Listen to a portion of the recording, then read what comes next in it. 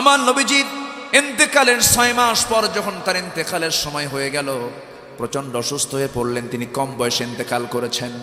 নবী 63 বছর বয়সে তিনি ইন্তেকাল করলেন, আর তার মেয়ে মাত্র 6 মাস পরে ইন্তেকাল করা, মানে খুব কম বয়সে দুনিয়া থেকে বিদায় নিয়েছেন।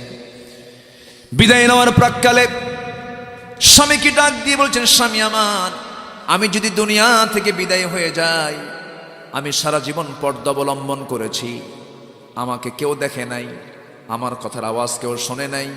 আমি আপনার কাছে এমন ওসিয়ত করে যাব, আমি যদি মারা যাই দিনের বেলা, আমার মৃত্যুর খবর যেন পৃথিবীর কোনো মানুষ না জানে।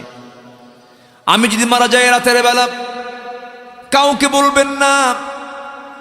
আশেপাশের কিছু প্রতিবেশীকে ডাক দিয়ে আমার জানাজা কাফন দাফন করে দিবেন।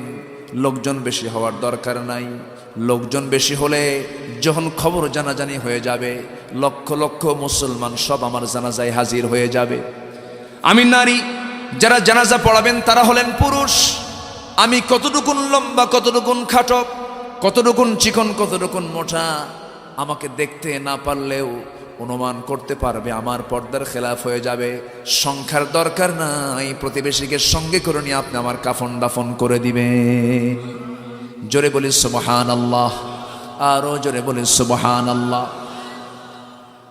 মা ফাতিমা, আমার নবীজির মেয়ে ফাতিমা রাদিয়াল্লাহু তাআলা আনহা যখন দুনিয়া থেকে বিদায় নিলেন, রাতের বেলা আবু যর গিফারি তার প্রতিবেশী স্বপ্নের মধ্যে দেখতেছেন। রাসূল তাকে বলছেন, আবু যর গিফারি শোনো, আমার কলিজার টুকরা মেয়ে ফাতিমা দুনিয়া থেকে বিদায় নিয়েছে। যাও তুমি আমার মেয়ের কাফন দাফনের বন্দোবস্ত